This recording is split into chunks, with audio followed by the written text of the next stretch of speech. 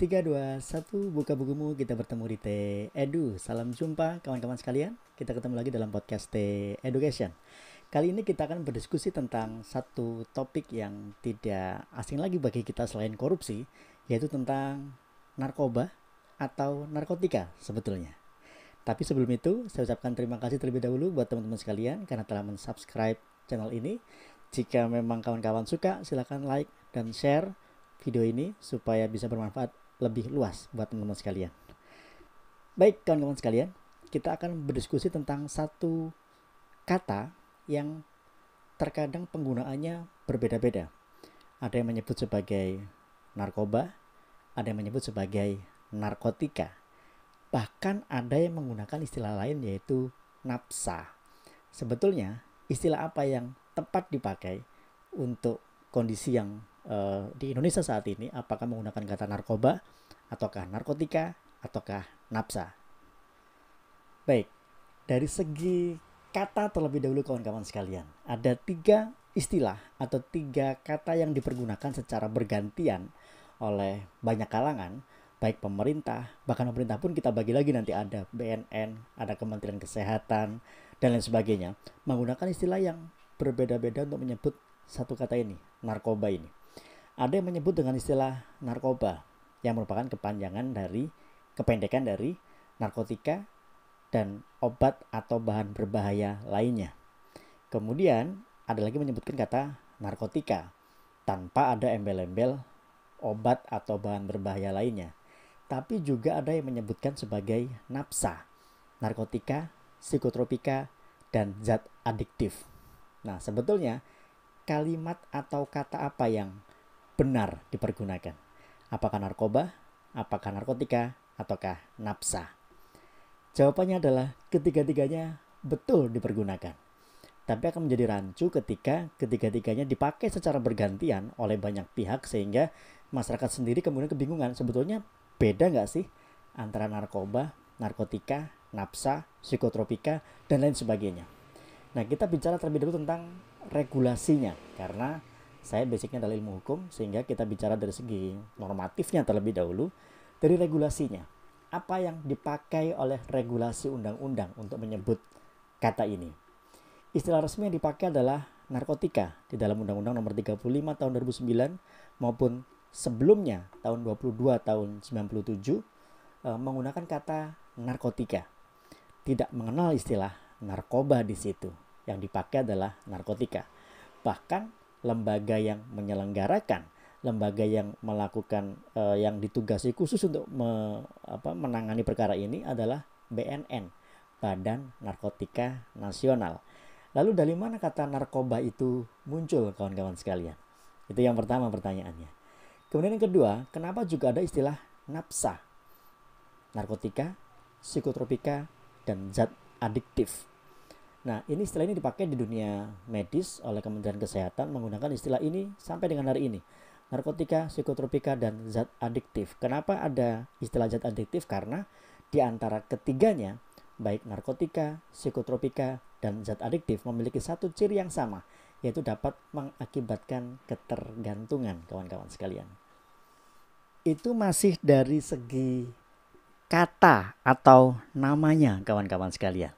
Sudah ada disambiguitas di situ, sudah ada perbedaan kesepakatan dalam penggunaan istilah, apakah narkoba, narkotika, ataukah napsa sebetulnya. Ini masih dalam tataran kata yang dipilih. Kita belum bahas tentang bentuknya, kita belum bahas tentang wujudnya, pembagiannya, dan lain sebagainya. Artinya permasalahan narkoba atau narkotika atau napsa ini sudah ribet sejak dalam penggunaan nomenklatur katanya. Oke ya, terlepas dari itu kita sudah membedakan bahwa ada 3 istilah yang dipakai secara bergantian, yaitu ada narkoba, ada napsa, ada narkotika. Walaupun ketiganya ini sama, tapi oleh masyarakat yang belum mengenal itu, mungkin mereka akan bertanya-tanya, yang benar yang mana sebetulnya? Apakah narkoba, narkotika, ataukah napsa? Nah, ketika saya coba tanyakan ke mahasiswa Fakultas Hukum yang juga sedang menempuh mata kuliah tentang pidana khusus atau mata kuliah tentang pemberantasan tindak pidana narkotika, ketika saya tanya apa perbedaan antara narkoba, antara narkotika, psikotropika, napsa, rata-rata mereka masih belum mampu membedakannya. Di podcast yang singkat kali ini, kita tidak akan bicara tentang narkotika dan psikotropika dengan lebih dalam, kawan-kawan sekalian. Kita hanya bicara dari luar-luarnya saja tentang apa itu narkotika dan apa itu psikotropika dalam hal perbandingannya. Tadi sudah kita bahas tentang istilahnya. Sekarang kita coba akan membandingkan apa perbedaan antara narkotika dan psikotropika, kawan-kawan sekalian. Saya berani memastikan untuk mahasiswa semester awal atau masyarakat awam, saya berani pastikan bahwa tidak ada yang bisa membedakan apa itu narkotika dan apa itu psikotropika. Dari segi pengertian mungkin bisa kita baca dari undang-undangnya 35 tahun 2009 dan undang-undang nomor 5 tahun 97, bisa kita baca dengan gamblang bahwa narkotika adalah segala bentuk zat maupun tanaman, bukan tanaman, sintetis, semisintesis, bla bla bla bla bla, yang dapat mengakibatkan ketergantungan disebut sebagai narkotika. Sedangkan psikotropika adalah segala bentuk zat, baik itu obat, baik itu sintetis, semisintetis, bukan narkotika, yang bekerja secara selektif di susunan saraf pusat, yang juga dapat mengakibatkan ketergantungan atau perubahan ciri psikomotorik, ciri psikotropika tertentu. Nah, kalau dari segi pengertian arti katanya, kita mungkin mampu membedakan di antara keduanya. Tapi kalau coba kita sandingkan di meja, misalnya ada dua bentuk kita taruh di meja, kemudian kita tanyakan ke mahasiswa atau tanyakan ke masyarakat umum misalnya, apakah ini narkotika atau apakah ini psikotropika, saya berani pastikan mereka nggak akan bisa membedakannya. Kecuali bagi para penyalahguna narkotika atau psikotropika, mungkin mereka bisa membedakan, oh ini adalah jenis A, ini jenis B, dan segala macamnya. Tapi masyarakat awam, kawan-kawan sekalian, termasuk kita yang belajar ilmu hukum, kita yang belajar tentang pidana khusus, belajar tentang narkotika, ketika berhadapan dengan barang seperti itu, kita akan kesulitan membedakannya, apakah ini narkotika atau ini psikotropika. Tapi tadi di awal pertama sudah kita bahas kenapa namanya narkoba, padahal undang-undangnya menyebutkan narkotika. Itu pertanyaan yang pertama dalam diskusi. Kemudian pertanyaan yang kedua adalah apa perbedaan mendasar antara narkotika dan psikotropika? Perbedaan mendasar dari narkotika dan psikotropika sebetulnya terletak pada efek yang ditimbulkan oleh dua benda atau dua zat ini. Kalau narkotika jelas larinya adalah untuk painkiller mungkin ya, dapat menghilangkan rasa, mengurangi kesadaran, kemudian mengurangi rasa nyeri dan lain sebagainya, yang itu dapat berujung pada efek ketergantungan. Kalau psikotropika tidak ke situ larinya. Psikotropika tidak untuk menghilangkan rasa nyeri, tidak untuk menurunkan, menghilangkan kesadaran, tidak ke situ larinya. Tapi dia secara selektif akan mempengaruhi susunan saraf pusat yang dampaknya justru berbanding terbalik dengan narkotika. Misalnya ada jenis psikotropika tertentu yang berfungsi atau memiliki ciri khusus, yaitu stimulan. Dia justru lebih hiperaktif dibandingkan dengan orang yang tidak menggunakan psikotropika. Ada juga psikotropika yang memiliki ciri-ciri dia halusinogen. Orang ketika pakai, kalau dia pakai narkotika dia akan teler, dia akan mungkin hilang kesadaran. Kalau pakai psikotropika jenis tertentu malah dia justru lebih aktif dibandingkan yang lainnya. Nah, ini perbedaan yang paling mendasar di antara keduanya, kawan-kawan sekalian. Nah, tapi permasalahannya adalah di Indonesia ada dua undang-undang yang berbeda, yaitu Undang-Undang nomor 5 tahun 97 tentang psikotropika dan Undang-Undang nomor 35 tahun 2009 tentang narkotika. Dulu ini adalah undang-undang kembar. Ada Undang-Undang nomor 22 tahun 97 tentang narkotika dan Undang-Undang nomor 5 97 tentang psikotropika. Diundangkan dalam tahun yang sama walaupun nomornya berbeda jauh. Nah, di situ disebutkan dengan sangat jelas sekali bahwa psikotropika adalah titik bukan narkotika. Artinya dikecualikan antara narkotika dengan psikotropika. Tapi faktanya hari ini adalah yang termasuk di dalam narkotika menurut Undang-Undang nomor 35 tahun 2009 adalah dulu yang merupakan psikotropika golongan 1 ini dipindah secara keseluruhan menjadi narkotika golongan 1. Artinya adalah pembagian itu sudah tidak lagi relevan. Karena dulu yang disebut psikotropika ini bukan narkotika, sekarang malah justru yang dulu dianggap psikotropika golongan 1 sekarang menjadi narkotika golongan 1. Sehingga pertanyaan pemantik diskusi hari ini yang kedua adalah, apa perbedaan antara narkotika dengan psikotropika? Ciri-ciri khususnya itu apa perbedaannya? Untuk detailnya mungkin kita akan bahas dalam podcast-podcast yang lain, tapi hari ini kita akan bahas tentang luar-luaran saja tentang narkotika dan psikotropika. Itu dua sudah pemantik diskusi kita. Nah, yang berikutnya kawan-kawan sekalian, kita bicara tentang penyalahgunaan narkotika di Indonesia. Jika pada podcast yang sebelumnya tentang korupsi, kita sudah bicara tentang angkanya. Indonesia ini ada di peringkat berapa terkait dengan angka korupsi maupun angka pemberantasan korupsinya.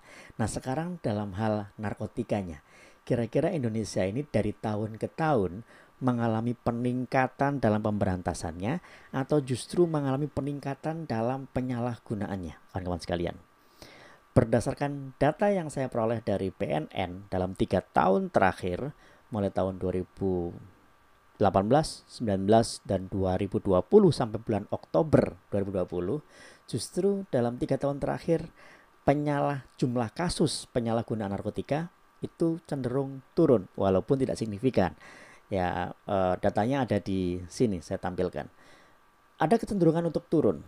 Walaupun ada fakta berikutnya yang agak mencengangkan. Apa fakta itu? Yaitu jumlah rasio penyalahguna narkotika kelompok umurnya itu mengalami perbedaan. Kalau dulu kelompok umur yang paling banyak menggunakan adalah kelompok pekerja, sekarang bergeser ke kelompok pelajar. Ini data bukan 3 tahun terakhir, tapi data dari tahun 2017 sampai dengan hari ini mengalami pergeseran dari yang awalnya pekerja menjadi sekarang pelajar yang banyak menyalahgunakan narkotika. Bagi sebagian kalangan ini mengatakan bahwa ini bencana, ini malapetaka karena ketika anak-anak di bawah umur masih remaja ini sudah menyalahgunakan narkotika, bagaimana masa depannya? Tapi dalam sudut pandang kriminologi yang saya pelajari, justru ini adalah sisi positif. Mungkin pernyataan saya akan sangat kontroversial kawan-kawan sekalian, karena kenapa saya anggap positif? Dalam social learning theory, di dalam moral development theory juga disebutkan bahwa ketika penyalahgunaan narkotika ini adalah di usia anak-anak, mereka akan lebih mudah untuk dikembalikan ke kondisi semula. Artinya mereka akan lebih mudah direhabilitasi dibandingkan dengan ketika angka penyalahgunaan narkotikanya adalah orang-orang dewasa atau orang-orang yang sudah lewat pada usia post-conventional stage. Artinya ketika orang pada di usia itu sangat sulit untuk mengembalikan ke kondisi semula. Direhab, diberikan bentuk-bentuk yang lain supaya dia terbebas dari kecanduan narkotika, ini sangat sulit. Lebih mudah ketika usianya pada usia-usia konvensional atau bahkan pre-konvensional stage, kawan-kawan sekalian. Tapi sekali lagi bahwa mungkin ini akan kontroversial pendapat saya, tapi saya bicara dari segi kriminologinya, kawan-kawan sekalian. Pertanyaan terakhir kawan-kawan sekalian sebagai pemantik diskusi kita hari ini adalah, kalau tadi sudah kita bicarakan tentang apa narkoba, kenapa bisa muncul kata narkoba walaupun asal-usulnya adalah undang-undangnya mengatakan narkotika. Kemudian ada pertanyaan berikutnya lagi, apa sebetulnya perbedaan yang paling mendasar antara narkotika dengan psikotropika? Kemudian di pertanyaan ketiga, bukan pertanyaan sebetulnya tapi statement dari saya bahwa kecenderungan angka penyalahguna narkotika di Indonesia ini semakin tahun semakin menurun.